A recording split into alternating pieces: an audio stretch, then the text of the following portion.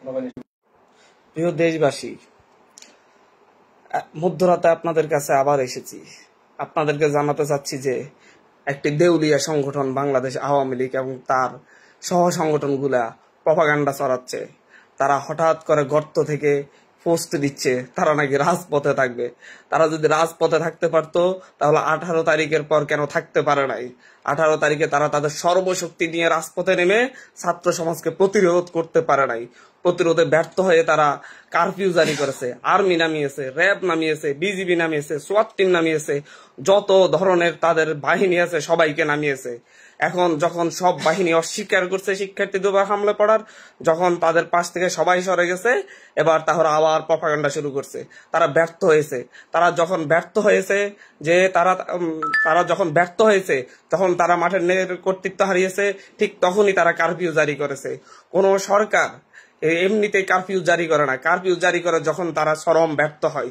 তারা আজকে দেখেছি নতুন পুরাতন ভিডিও দিয়ে আজকের বলে চালিয়ে দিচ্ছে। ঢাকা বিশ্ববিদ্যালয়ের রাজু ভাস্কর্যের ছবি 14 তারিখের ছবি ভিডিও পোস্ট দিয়ে তারা চট্টগ্রামের বলে চালিয়ে দিচ্ছে। এই দেউলিয়া সংগঠন তারা এখন বুঝাতে চাচ্ছে তারা এখনো শক্তিশালী।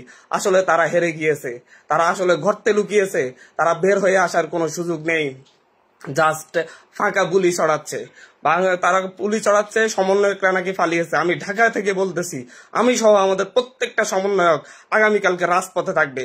কেউ যাই নাই, প্রত্যেকে রাজপথে থাকবে। এক দফা দাবি আদায় হবে, খুনি সরকারের পতন হবে, তারপরই কেবল আমরা রাজপথ ছাড়বো, এর আগে না। যত গুজব আছে প্রত্যেককে প্রতিরোধ করতে হবে। এই দেশের স্বাধীনতাকামী প্রত্যেকটা মানুষের প্রতি আহ্বান, বাঁশের লাঠি তৈরি করুন, বাংলাদেশকে নতুন ভাবে স্বাধীন করুন। এই স্বৈরাচার ফ্যাসিস্ট সরকারের পতন আগ পর্যন্ত ছাত্র জনতা রাজপথ ছাড়তেছে না। কালকে ঢাকা শহরে যখন তারা বুঝতে পেরেছে, গোয়েন্দা রিপোর্ট পেয়েছে যে লাখে লাখে ছাত্র জনতা প্রতিটা জায়গায় আগামীকালকে নামতেছে, তারা যখন জানতে পেরেছে প্রতিটা ভবন থেকে আগামীকালকে সংঘবদ্ধ হয়ে এই দেশের মানুষ রাস্তায় নামতেছে, তখন তারা ভয় পেয়ে গিয়েছে। ভয়ে তাদের হৃদয় প্রকম্পিত হয়েছে। তারা যখন এক দফা দাবি শুনেছে, তারা যখন জানতে পেরেছে যে আমরা এক দফা দাবি ঘোষণা করতে যাচ্ছি, তখন আমাদেরকে বলতেছে গণভবনের দরজা খোলা। আমরা বলে দিয়েছি গণভবনের দরজা খোলার আপনি কেউ নয়। গণভবন সাধারণ মানুষের জায়গা। গণভবন আপনার একক মালিকানাধীন নয়। আপনি দরজা খোলার কে? দরজা যেহেতু খুলেছেন, আপনি বের হয়ে চলে আসুন, না হয় এদেশের ছাত্র জনতা টেনে হিসড়ে বের করবে। এই ভয়ে তারা ভীত। তারা তাদের অপকর্মের জন্য ভীত। তারা ভাবতেছে এদেশের ছাত্র জনতাকে এইভাবে ভয় লাগিয়ে রাজপথ থেকে ছাড়া করতে পারবে। আমরাও বলতেছি, বৈষম্য বিরোধী ছাত্র আন্দোলন বলতেছে, এই দেশের ছাত্র জনতা বলতেছে, মুঠো মুজুর থেকে সকলে বলতেছে খেলা হবে। আগামীকালকে খেলা হবে। রাজপথে সকল সন্ত্রাসীদেরকে প্রতিরোধ করা হবে। কেউ রাজপথ আমরা ছাড়বো না। রাজপথে কালকে লাখে লাখে মানুষের আগমন ঘটবে। প্রত্যেকটা বাড়িঘর থেকে মানুষ নেমে আসবে। মা বোন সকলে রাজপথে থাকবে। কালকে দেখা যাবে কে কি করতে পারে। আমরা স্পষ্ট চ্যালেঞ্জ করতেছি, আগামী কালকেই এই সন্ত্রাসী গোষ্ঠীর পতন সুনিশ্চিত হবে। প্রত্যেকের জায়গা থেকে আগামীকালকে রাজপথে থাকবে। আর তারা যখন আর্মি আজকে মিটিং করে, তারা সিদ্ধান্ত নিয়েছে তারা সাধারণ জনতার উপর গুলি করবে না। আজকে প্রত্যেকটা সারা দেশে কোথাও পুলিশ গুলি করার সাহস দেখায় নাই, আগামীকালকেও দেখাবে না। তারা তাদের সন্ত্রাসী বাহিনী দিয়ে কিছু করতে পারবে না। বাংলাদেশে আওয়ামী লীগ কয়জন আছে?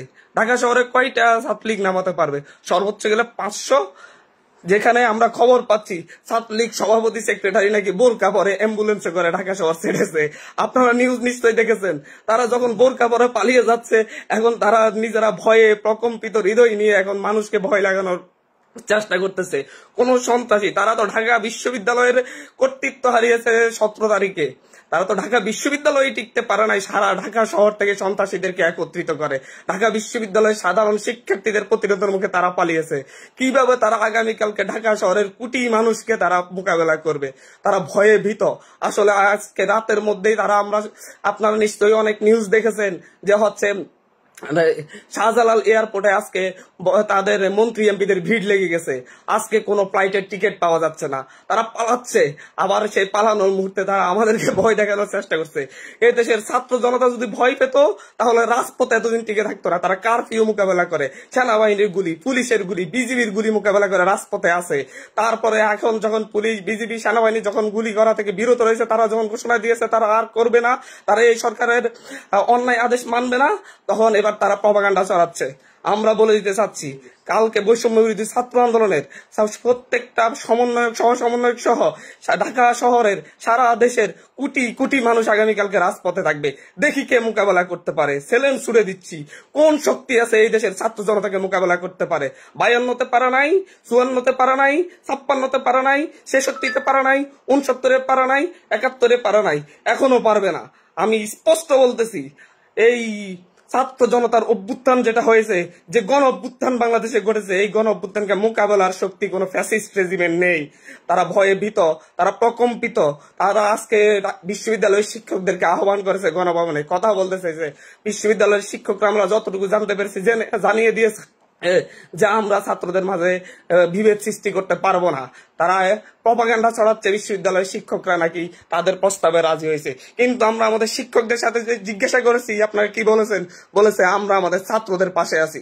আমাদের যেখানে আজকে সারা জাতি ঐক্যবদ্ধ, শিল্পী সমাজ ঐক্যবদ্ধ, অর্থনীতিবিদ ঐক্যবদ্ধ, যেখানে শিক্ষকরা ঐক্যবদ্ধ, বুদ্ধিজীবীরা ঐক্যবদ্ধ, আইনজীবীরা ঐক্যবদ্ধ, বিচার প্রত্যেকে যখন ঐক্যবদ্ধ হয়ে গিয়েছে তখন তারা ভয় পেয়েছে। আগামীকাল থেকে পুলিশরাও বিদ্রোহ ঘোষণা করবে। আগামী কালকে থেকে পুলিশরা, আমরা জানতে পেরেছি সারা দেশের বিভিন্ন জায়গার পুলিশ বাহিনী তারা থানায় তালা লাগিয়ে তারা অস্ত্র সহ থানার ভিতরে রেখে বাইরে এসে তারাও আমাদের আন্দোলনে অসহযোগ আন্দোলনে সংহতি জানাবে। আমরা তাই এই দেশের প্রত্যেকটা মানুষকে বলবো, সারা দেশের মানুষকে বলবো, রাজপথে নেমে আসুন। আমরা সবাই রাজপথে আছি, রাজপথে থাকবো।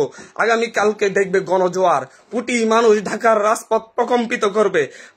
বাংলাদেশের প্রতিটা গ্রামে গঞ্জে গণপ্রতিরোধ গড়ে তোলা হবে। গ্রামে গঞ্জে গণপ্রতিরোধ গড়ে তুলুন, বাঁশের লাঠি তৈরি করুন, সন্ত্রাসী বাহিনীকে প্রতিরোধ করুন। জয় আমাদের সুনিশ্চিত। বাংলাদেশকে আরেকবার আমরা স্বাধীন করবই করব। এই 24-এর প্রজন্ম বাংলাদেশকে আরেকবার স্বাধীন করেই ছাড়বে, এটার কোনো সন্দেহ নেই। ধন্যবাদ সকলকে।